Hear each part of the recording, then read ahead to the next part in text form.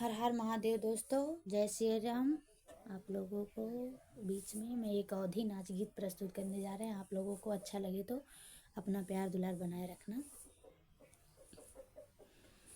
कमाल कैले बा हो, कमाल कैले बा, हमर पातर वाला मुआ कमाल कैले बा, हमर पातर वाला मुआ कमाल कैले बा।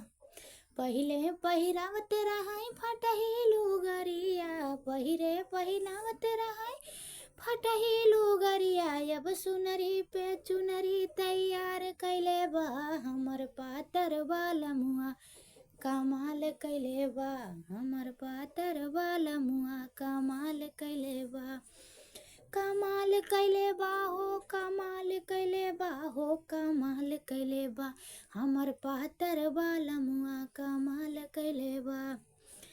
पहिले त रखत रहाई टूटही माड़ैया में, पहिले त रखत रहाई टूटही माड़ैया, अब महल पे दू महल तैयार कैले बा, अब महल पे दू महल तैयार कैले बा, हमर पातर वाला मुआ कमाल कैले बा, हमर पातर वाला मुआ कमाल कैले बा।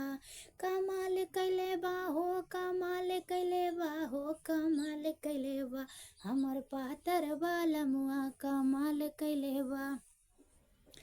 पहिले पहिनावत रहे पितरी के कंगना, पहिले पहिरावत रहे पितरी के कंगना, अब सोने के हीरा तैयार कैले बा, अब सोना या हीरा तैयार कैले बा, हमर पातर वाला मुआ कमाल कैले बा, हमर पातर वाला मुआ कमाल कैले बा।